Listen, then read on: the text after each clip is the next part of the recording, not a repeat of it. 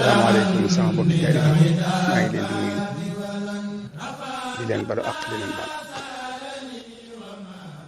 di leen baax xaside yii gannaaw bi Seex Muhammadul Muntaxa mi fi nekkal Sëriñ Tuubaa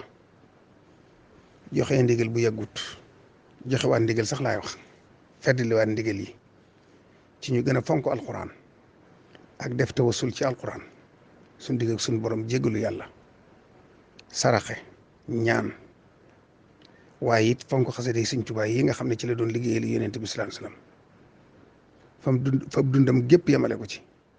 salaatu sitta bi mataxi sitta taatihi batta maati say mu wax ne xasida yi mën na lu ne loolu yi nag moo tax ma génne ñetti xasida yi di ko laa biire sama bokki taalibe yi ma bëgg tawat ji nga xam ne yaatu na te mu ngi law li ciy sun wàll ci wàllu zahir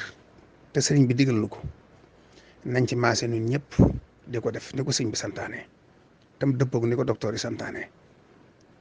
te mooy waxtu wu ne ñuy takk masque yi moom mi koy def taw xiitam weesu na foofu fépp waaye wannu yoon moo tax mu dinu muy takk masque yi kon nag roy ko ci rek war naa tax ñu def ko jëfi ndigalam rek it war naa tax ñu di ko def tey moytu bu baax tey jëfi mboolem di kër docteur digle loolu mooy li ci wetu zahir gi ñu def ko ngir ndigal suñ pas-pas nag ak suñ digg ak sëriñ bi nañ fa xasida Sëriñ Tuubaa yii mu daal liggéeyal yonent bi di ci ñaan di ci fas tawat ji jóg fi di ci fas mucc ci tawat ji kon nag Matlabu Chifa yi ngi ñu di ko jàng suba ngoon kooku man sax julli gu ne nga jàng ko safaru bam sa sin junnatun ak safaru bam sa sin jannatun ñaari xaside lañ waaye ay seex lañ dañ leen di boole jàng julli gu ne nga jàng ko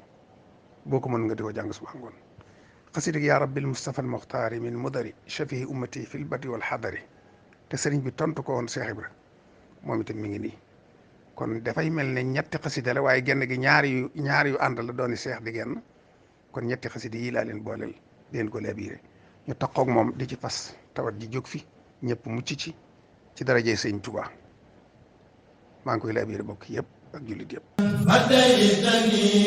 habibi sirrin wa alan